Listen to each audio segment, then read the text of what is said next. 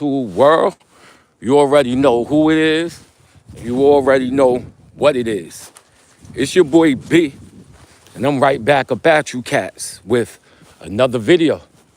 And it's another week, another month, down the drain, my people. And I'm going to tell you right now, man. I'm going to tell y'all right now. If you made New Year's resolutions and New Year's plans, time waits on nobody, my people. You got to get up, get out, and do it. Earlier last week, I told you cats about a plan, and a daily schedule. So the point I'm making, man, is if you've been following that daily schedule that you set about yourself, then chances are you're moving with time, being very, very, very productive, But I'm sounding a little bit preachy, and I'm going to get off of that for a second, man. And it is freezing out here, my people. I mean, literally freezing out here in Freeport, New York. We had this snowstorm about, 2 weeks ago? But the snow is still here. And it's actually turning into ice, or turned into ice, my people. So you better be very, very, very careful. It's a lot of ice out here, my people. A lot of ice. So that means increased accidents when you're on this road. I'm sure plenty of people have slipped and fallen out here because it is very dangerous. So what I tell you, man, is to be safe. I am cold right now, but I got on reinforcement after reinforcement. I got long johns on, then I got jeans on under that, and I got my slacks on over my dungarees. My slacks over the dungarees. Then I got a long johns shirt on, a t-shirt, a damn sweater, another sweater, a hoodie, and a coat. And for my head, I got on a Scully. So I feel like I'm very, very, very covered. And in all honesty, it's cold, but I don't really feel the cold too much. But I tell y'all this, being cool is out of the picture, my people. Being cool is out of the picture, And you cats ain't see me on Friday. You ain't see me on Friday because I stayed out late on Thursday night.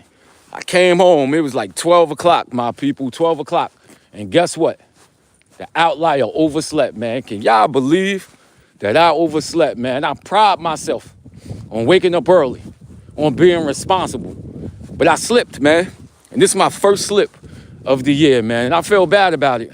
But listen, it's okay because I still went to work. I work from home. But I couldn't come up here and say what up to my people on live, man. So David is on the check-in. He said, hi. What's going on, David? How you feeling? It's New York out here. I'm in Freeport, Long Island. It is 7 degrees, man. 7 degrees. But with the wind chill factor and the wind and everything, it feels like it's 1. So it's very, very cold out here, my people. And I'm walking fast to keep myself warm, And we got 24 people on the check-in. What's up, my people? When you come in, hit that like button if this is something that you like. And what type of podcast is this? Me, I'm just an average, normal brother on his way to work early in the morning, making life decisions, some mistakes, some things I do well, but we get over here and we all talk about what we going throughout the day, and hopefully we can help each other, my people. So we got, somebody said it's -9 in Virginia. My boy Breeze is on the check, and he said it's -9 in Virginia. Jesus Christ, man. It's that cold out there in VA? We a little bit warmer out here. Well, we a lot warmer, about 10 degrees, 8 degrees warmer out here, man. But Jesus Christ, that's ridiculous out there in VA. We got somebody else that says dog bagel. Dog bagel, I don't know what that means. Somebody else said, hi, what's up, my people, when you check in? What's up, what's up, what's up, what's up? So yeah, y'all know how we do. We do the 10%. We speak about the health. We go into the career next. And then After that, we just speak about life in general, my people. Life in general. And we're going to go through all this stuff real fast. The health, everything been going on. I've been staying away from the drinking. I haven't had a real drink. I went out to eat on Saturday. I went to this barbecue spot out here in Massapequa, New York. I think it's called Big Al's. That spot is official, my people. That spot is somebody asked me, where am I from? I'm from Freeport, New York, man. Freeport, New York. So yeah, I went to that spot, Big Al's. It was a barbecue spot. I had a Blue Hawaiian. They didn't put too much alcohol in it. And that's good because I told y'all alcohol messes with my stomach. And, I am getting over the alcohol abuse. So it's been like 2 weeks now since I had a real drink. You feel me? And that's always going well. The food was real good out there if you like barbecue. So if y'all in the area, holla at Big Al's, man. It's over there in Massapequa. You feel me? Somebody said, he said, you are from which place? Which place am I from? I am straight from Long Island, my people. Long Island, Freeport, Long Island, Freeport/Hempstead/Uniondale. Those are the areas that I am from. You dig? So yeah, that spot was good. The health was good. I've been taking my shots with the diabetes. All of that is on point. The next thing we talk about is the career. And not too much going on. This week, we're going to see what's popping. Y'all know how, these are emergent properties.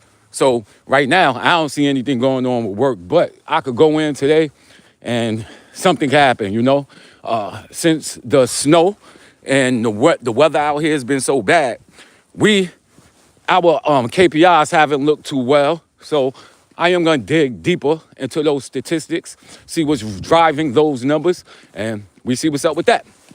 But somebody said, where are the bodies? Where are the bodies? Which bodies are you talking about, man? Which bodies are you talking about?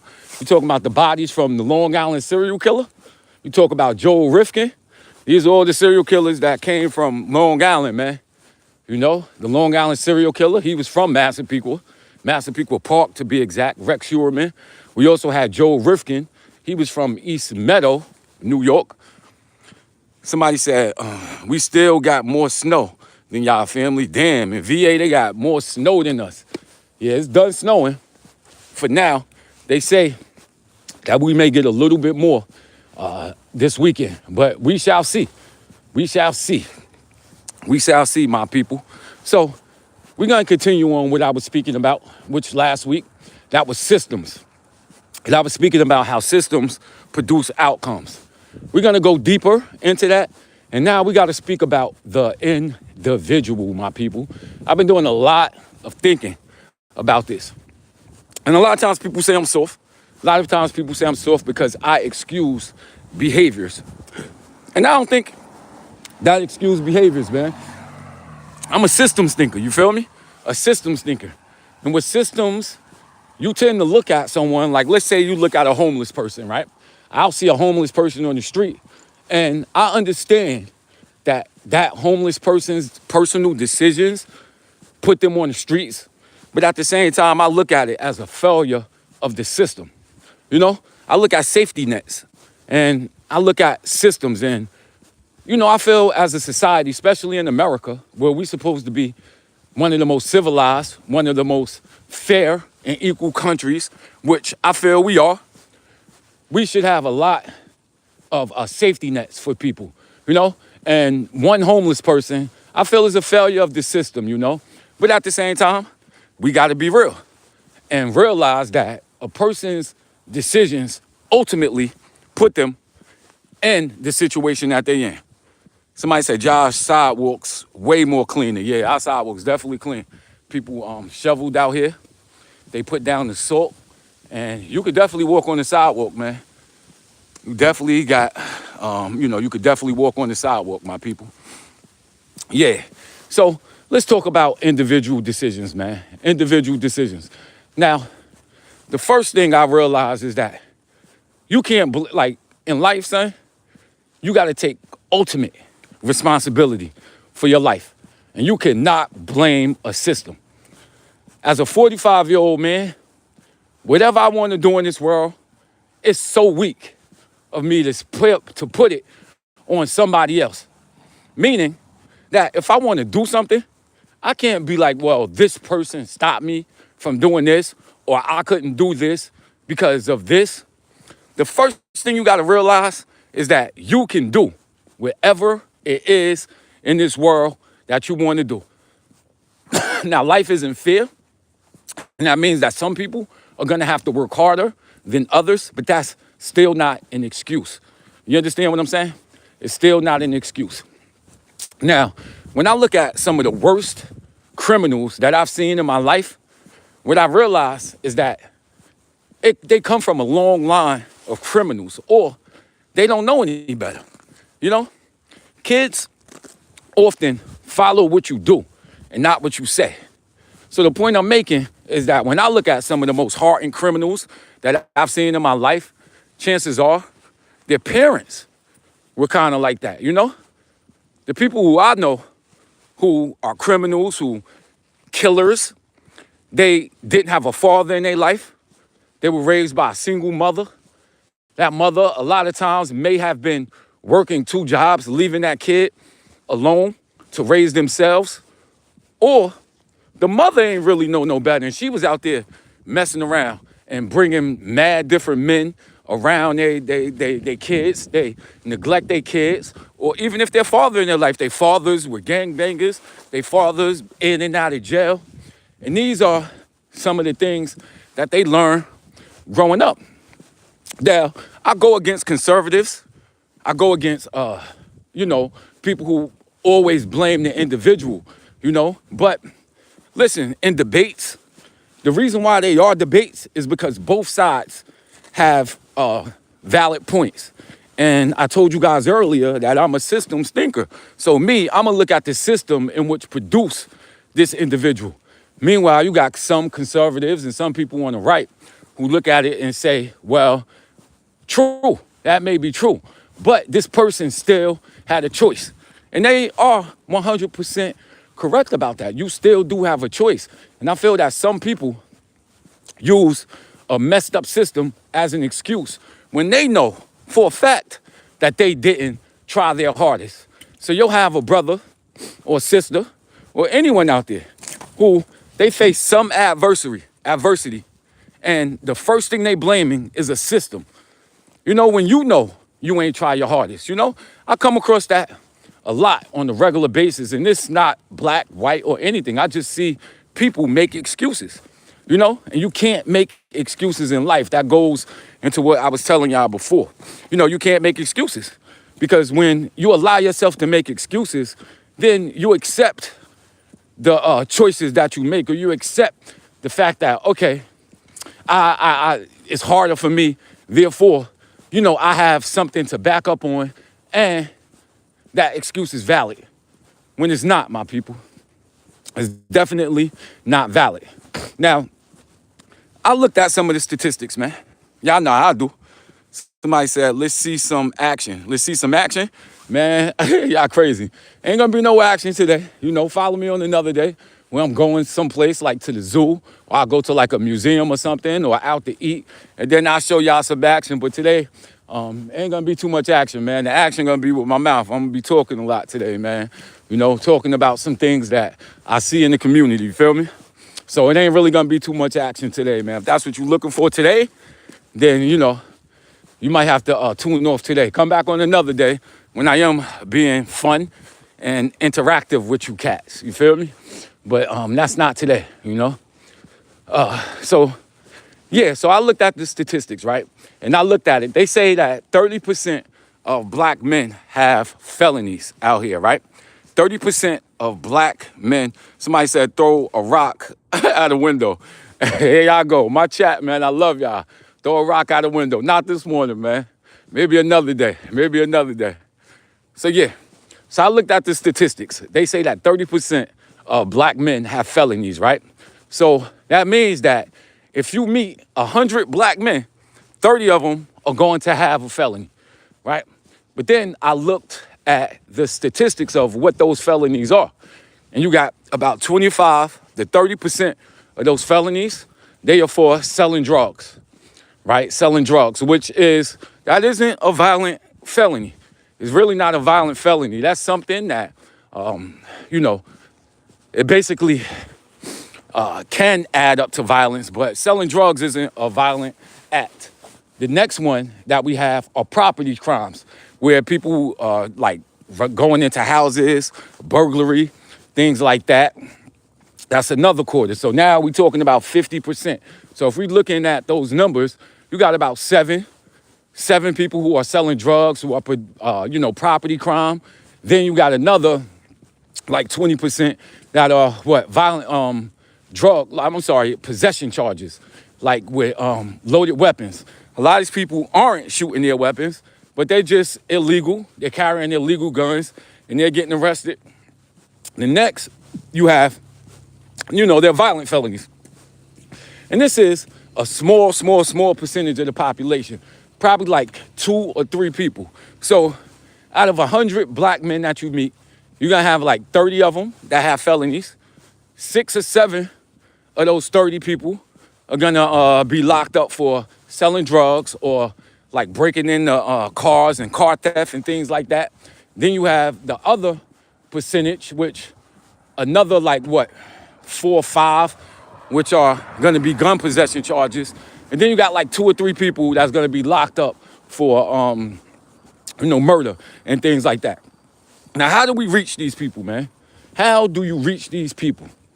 I think of a lot of it has to do with the situation that they in, the circumstances where you have kids, having kids, where kids don't know much better. They're like 20, 21, themselves raised by parents who didn't know too much better, who, in their 40s and they 45 years old and they already grandparents and things like that. And it's just like kids raising kids and kids not knowing any better. So I ask myself, how do you reach those people, And I know people talk about culture. And this is what we get into culture, man.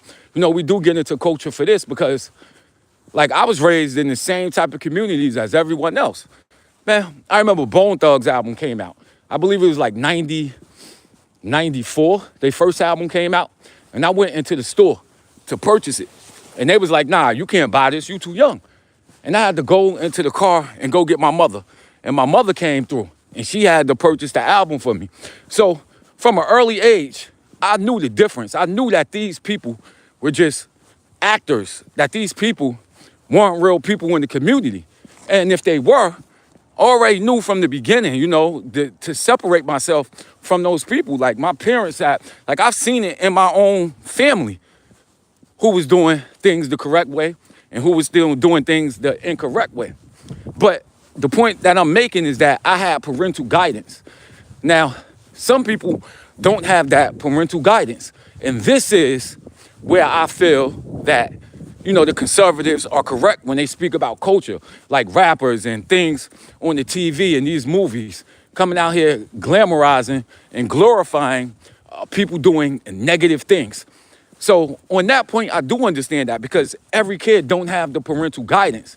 Now, I also look at that on the flip side and say, why is it that Martin Scorsese, that a lot of these people can make gangster flicks and they're not blamed for crime being committed on the streets or the mob. They're not being blamed for the mob, but our kids who don't have much, all they have now, it's a very low entry point into music. So all you need is an iPhone and some type of talent to stay on beat, to stay on course, and you could talk about that stuff. So why is it that our kids can't get up here and speak about that? Like they gotta carry a burden where they can't say certain words or they can't do anything. Our movie makers can't do anything because they have a responsibility for the whole black community. I don't feel that that is a correct thing. But at the same time, I understand it because these kids who are listening to this music, who don't have parental guidance to tell them that these things are incorrect, some of them are out here looking up to these rappers. And I seen T.I. say it, man, T.I. This cat is a gangster rapper. But I remember watching one of his shows and he got mad at one of his kids for listening to gangster music. And I'm like, T.I., how the hell can you be a gangster rapper, but at the same time not want your kids to listen to rap music when you're contributing to some of the things in which you know is wrong with the black community, you know? So I do understand conservatives when they make that point, you know? Do I agree with it? Not completely. It do have some validity to what they're saying, but at the same time, I don't think that, you know, we should hold our artists to a standard that we don't hold everybody else to. Damn. And we here already, man. We here. We at this beautiful, fine establishment of 7-Eleven, and that usually means that my talk is over. Maybe tomorrow we're gonna get more into that individual talk, and I'll speak about these rappers. I'll speak about all these other people and the damage that I think they doing to the community. But that's all I got, man. Thank you, cats, for listening. This your boy B. Peace out, man.